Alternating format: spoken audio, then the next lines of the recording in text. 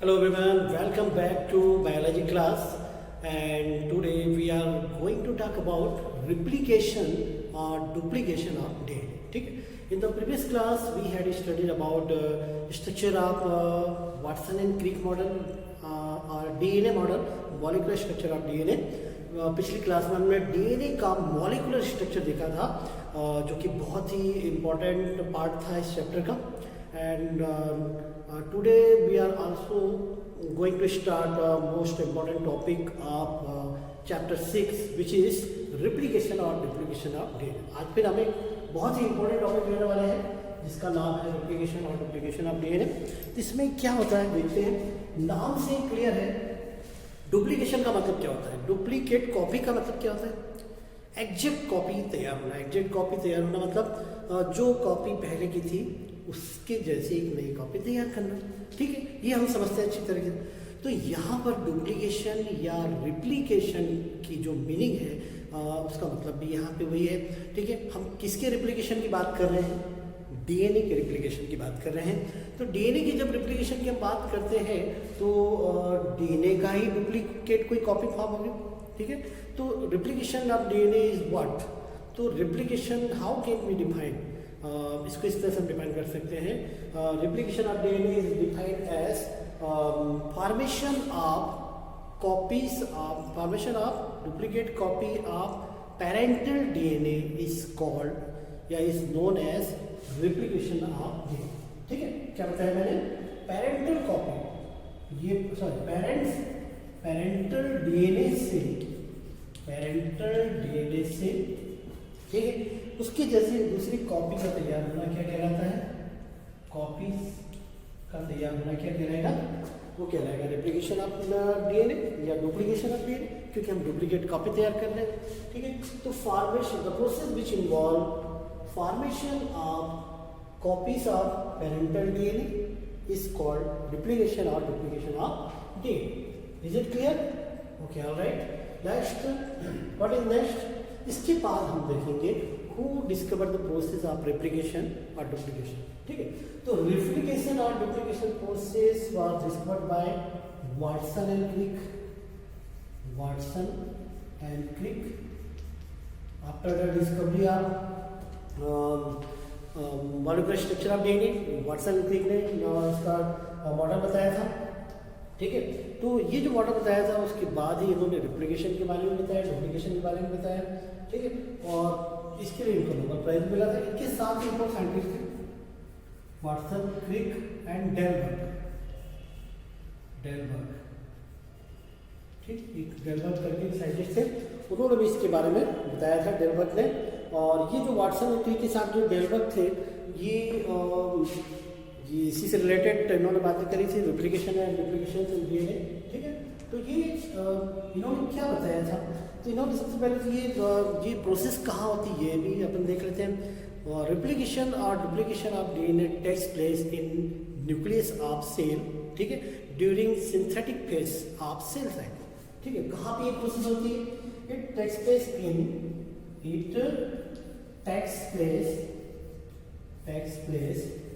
इन nucleus. कहाँ होती है, ये होती है न्यूक्लियस में होती है, न्यूक्लियस. ठीक है, ऑफ सेल के न्यूक्लियस में होती है. ठीक है, और ड्यूरिंग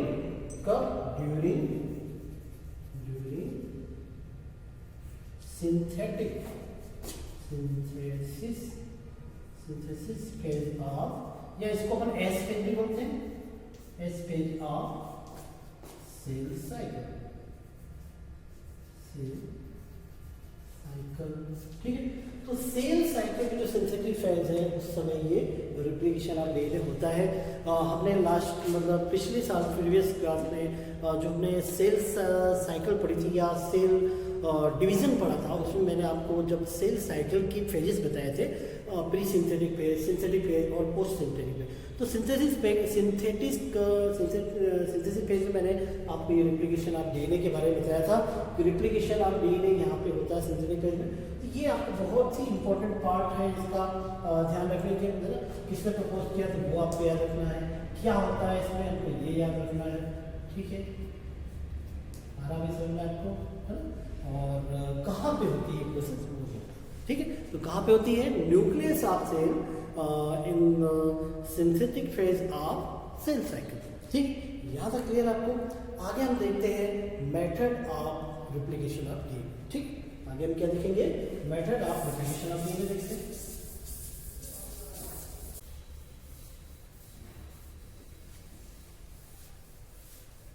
नेक्स्ट हम देखने वाले हैं मेथड ऑफ रिप्लिकेशन, ठीक है, रिप्लिकेशन की क्या क्या मेथड है वो हम देखेंगे।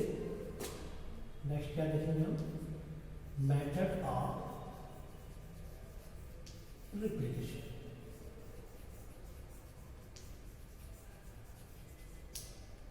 ठीक है। अभी तक आपने ये देखा कि रिप्लिकेशन क्या है और इसमें एग्जैक्ट क्या होता है। तो आप जैसे कि आप जानते हैं डीएनए को, मतलब डीएनए आप जानते हैं, इस तरह से हमने एक डीएनए का मॉडल बनाया था, डबल हेलिक्स स्ट्रक्चर, और ये जो डबल हेलिक्स स्ट्रक्चर है ये क्या हो जाती है, ब्रेक हो जाती है, क्या हो जाती है, ब्रेक हो जाती है। तो इसका एक ये पार्ट और दूसरा ये पार्ट, ठीक है, ये जाएंगे डॉटर सेल में, तो ये ब्रेक होने के बाद ये आपने एक और स्ट्रक्चर वाला देखा था,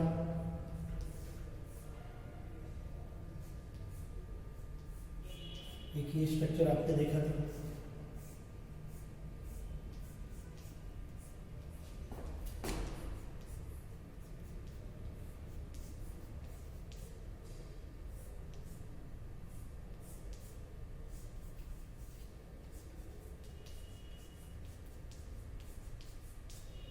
ये शुगर था, ये शुगर, ये फॉस्फेट, ठीक है,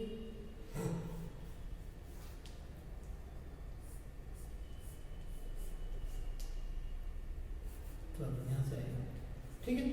अब ये जो स्ट्रक्चर है ये क्या होता है, यहाँ से बीच में क्या आपको मालूम है, between nitrogenous bases there is hydrogen bond, there are hydrogen, यहाँ पे क्या होते हैं, हाइड्रोजन बॉन्ड होते हैं। ये हाइड्रोजन बॉन्ड होते हैं, ये कुछ एंजाइम्स की प्रेजेंस में क्या हो जाते हैं, ब्रेक हो जाते हैं, क्या हो जाते हैं, ब्रेक हो जाते हैं या रीबाइंड हो जाते हैं, है ना। ये मतलब ब्रेक हो जाना मतलब टूट जाना, ये बीच से टूट जाते हैं, ठीक है, और अनवाइंड हो जाते हैं कहना चाहिए।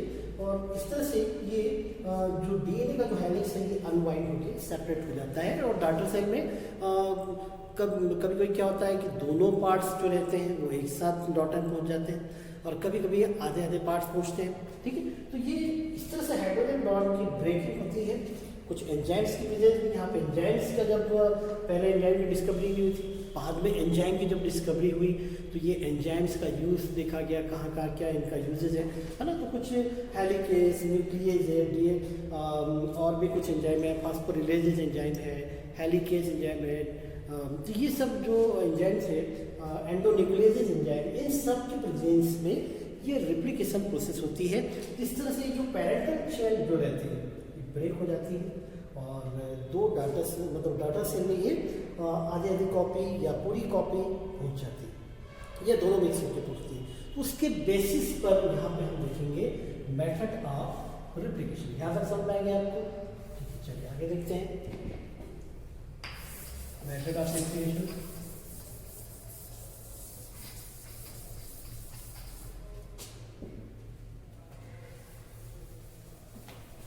ठीक है, there are 3 method of replication. यहाँ पर हम कितनी मेथड देखेंगे रिप्लिकेशन की, 3 मेथड देखेंगे। कितने मेथड देखेंगे भाई, 3 मेथड।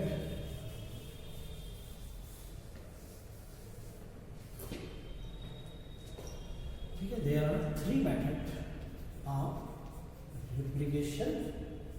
ठीक है, कौन कौन सी मेथड है, तो एक तो है यहाँ पर सेमी कंजर्वेटिव मेथड,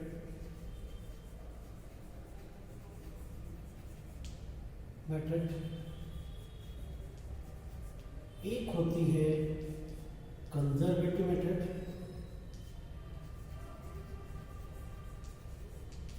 ठीक है, और एक होती है डिस्पर्सिव मेथड।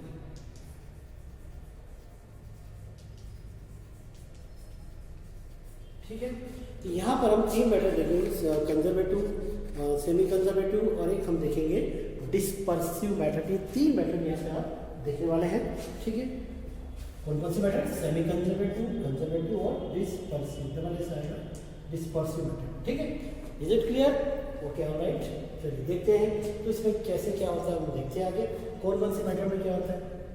पहले मेथड क्या बताया मैंने, सेमी कंजर्वेटिव। सेमी का मतलब होता है हाफ, ठीक। अब जैसे सपोज ये पैरेंटल डीएनए, ये क्या है, पैरेंटल डीएनए।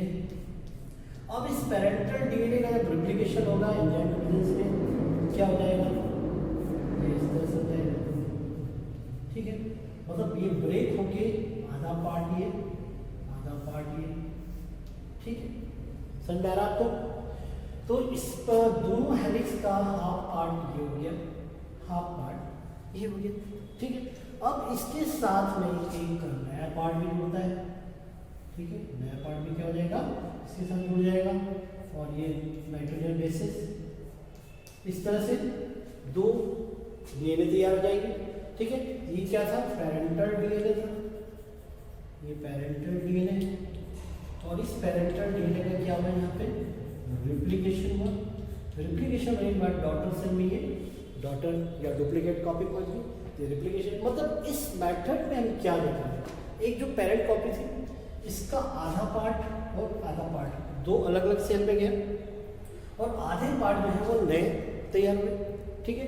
तो ये ओल्ड हेलिक्स है, और ये क्या है, न्यू, ये क्या है, न्यू है, और दोनों बाहर क्या है, ओल्ड हेलिक्स है, ठीक है। तो इस तरह से ये जो मेथड रहता है, आधा पार्ट जो रहता है वो पेरेंट का वो कंजर्व रहता है, half part of parental DNA is conserve. So this method is known as semi conservative method. इसलिए इस मेथड को क्या कहते हैं, सेमी कंजर्वेटिव कहते हैं। सेमी मतलब हाफ, आधे पार्ट जो रहती है पेरेंटल डीएनए की वो कंजर्व रहती है, ये देख रहे हैं आप, आधे पार्ट, और आधे क्या होगी, न्यू तैयार होगी, ठीक है। तो इसको मेथड को कहेंगे हम सेमी कंजर्वेटिव मेथड। सेकेंड है कंजर्वेटिव मेथड। अब आप देखिए ये पैरेंटल डीएनए है, ठीक है, ये जब ब्रेक हुई है ना, तो आधा ये पार्ट और ये भी पार्ट, ये दोनों क्या हो गए, एक सेल में चले गए, और इधर जो है ये पूरा जो है ये पार्ट, ये नया तैयार न्यू, ये पूरा न्यू पार्ट है, और ये ओल्ड पार्ट है, ठीक है। तो एक सेल में पूरी पैरेंटल कॉपी जो है वो एग्जैक्ट पहुंच गई, मतलब पूरी कंजर्व है, इसलिए इस मेथड को क्या कहते हैं, कंजर्वेटिव मेथड कहते हैं, ठीक है। नॉर्मली जो हम रिप्लिकेशन देखते हैं वो सेमी कंजर्वेटिव मेथड होता है, ठीक है। तो कंजर्वेटिव में क्या है, एक पूरी सेल में पूरी की पूरी पैरेंटल कॉपी क्या है, कंजर्व, इसलिए इस मेथड को क्या कहेंगे, कंजर्वेटिव मेथड कहेंगे। और एक पूरा नया पार्ट तैयार हो जाता है, इसको बोलते हैं सेमी कंजर्वेटिव मेथड। इसका तीसरी जो मेथड है डिस्पर्सिव। डिस्पर्सिव में क्या हो रहा है, ये तो सेम कंजर्वेटिव थी, सेमी कंजर्वेटिव, अब हम देख रहे हैं डिस्पर्सिव। इसका रिप्लिकेशन होगा,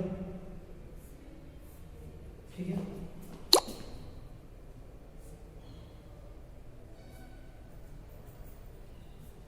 अब इसमें क्या होता है, कुछ पार्ट नया, कुछ पार्ट पुराना, ठीक। ये देख रहे हैं आप, जरा ध्यान से देखिए,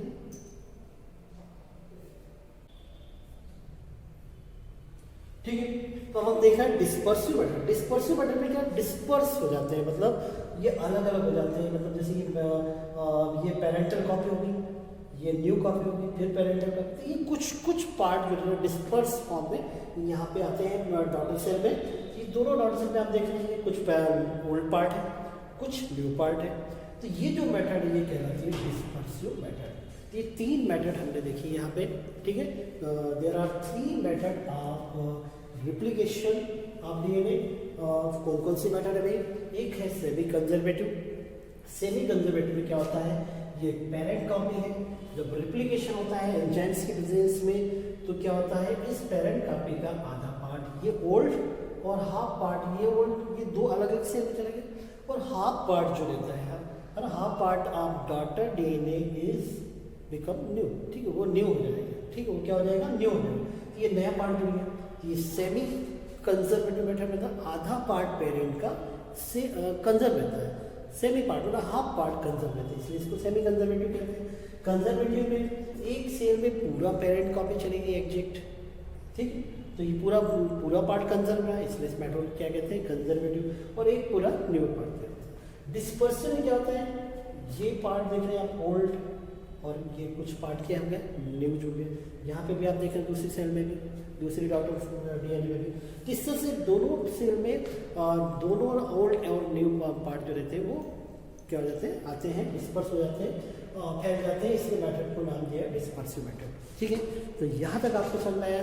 मैंने आपको बहुत ही इंपॉर्टेंट ये 3 मेथड बताई, कौन कौन सी, semi conservative, conservative and dispersive method. Normally जो हम वाटसन एंड क्रिक में जो रिप्लिकेशन ऑफ डीएनए जो बताया था, वो कौन सी मेथड थी भाई, वो सेमी कंजर्वेटिव मेथड थी। डेलबर्ग भी एक साइंटिस्ट थे, उन्होंने भी इस मेथड के बारे में बताया था। तो वाटसन एंड क्रिक, ठीक है, वाटसन एंड क्रिक तो थे ही, साथ में डेलबर्ग जो थे वो भी सिलेक्टेड थे। तो ये था रिप्लिकेशन ऑफ डीएनए। मैंने आपको रिप्लिकेशन ऑफ डीएनए क्या है ये बताया, क्या है replication of DNA, formation of duplicate copy या formation of copies of parental DNA is known as replication of DNA. ठीक है, और इसने बताया था वाटसन एंड क्रिक में, where does it take place, replication of DNA takes place in nucleus of cell during synthesis phase of cell cycle, है ना। आपने 11th में पढ़ा था सेल साइकिल, वहाँ पे हमने 3 फेजेस देखी थी, प्री सिंथेटिक और सिंथेटिक और एक पोस्ट सिंथेटिक। तो सिंथेटिक फेज में पूरी तरह सिंथेसिस मतलब निर्माण होना, तैयार होना, सिंथेसिस होना, वो यहाँ पे डीएनए तैयार होता है, फिर डुप्लीकेट होता है, फिर डुप्लीकेट नई सेल में वो डुप्लीकेट कॉपी पहुँचती है। ठीक है, तो ये पूरा हमने देखा। इसके पहले आपने जो डीएनए का जो स्ट्रक्चर देखा था, मॉलिक्यूलर स्ट्रक्चर, आप प्रैक्टिस कर रहे हैं, उसको बना के देखिए पूरा। और पूरा इसमें स्ट्रक्चर जो था मैंने बताया था, पूरा उसका मॉलिक्यूलर स्ट्रक्चर वो भी आपको देखना है। और साथ ही ये जो मैंने शुरू किया है रेप्लिकेशन ऑफ डीएनए, ये भी आपको तैयार करना है। ठीक है, तो आगे हम देखने वाले हैं रेप्लिकेशन ऑफ डीएनए की पूरी प्रोसेस। ठीक, प्रोसेस या mechanism of replication of DNA. तो कुछ मैं आपको 6-7 स्टेप में, कुछ स्टेप में मैं आपको ये रेप्लिकेशन ऑफ डीएनए बताऊंगा कि पहले क्या होता है। पहले एक्टिवेट होंगे, ठीक है, फास्फोरिलेज एंजाइम की प्रेजेंस में एक्टिवेट होंगे। ठीक है, फिर एक्टिवेट होने के बाद वहाँ पे ब्रेकिंग शुरू होगी, है ना। फिर अच्छा, प्रोकैरियोटिक और यूकैरियोटिक सेल में दोनों में अलग अलग तरह से रेप्लिकेशन होगा। प्रोकैरियोटिक सेल में आपको मालूम है डीएनए कैसा होता है। प्रोकैरियोटिक सेल में स्मॉल और सर्कुलर डीएनए होता है। In prokaryotic cell DNA is circular, small and present in cytoplasm. ठीक है, and in eukaryotic cell DNA is long, ठीक है, और उसमें मैनी रिप्लिकेशन देखने को मिलेगा। ओरिजिन जो रहेगी मैनी ओरिजिन रहती है, और इसमें प्रोकैरियोटिक में सिंगल ओरिजिन रहती है। तो प्रोकैरियोटिक सेल में ये कैसे होते हैं, सर्कुलर, स्मॉल और सिंगल ओरिजिन रहती है। और जो यूकैरियोटिक सेल रहती है उसमें डीएनए जो रहता है लॉन्ग होता है, मैनी ओरिजिन होती है, और कहाँ पाए जाते हैं, न्यूक्लियस ऑफ सेल पाए जाते हैं। तो ओरिजिन ऑफ रिप्लिकेशन भी देखेंगे हम, फिर वो कैसे अनवाइंड होते हैं, ठीक है, मतलब ब्रेक कैसे होते हैं, सब एंजाइम्स प्रेजेंस में पूरी प्रोसेस होगी। तो ये सब हम आगे देखने वाले हैं। यहाँ तक आप रिवाइज कर लीजिए। मिलते हैं नेक्स्ट क्लास में। Okay, thank you.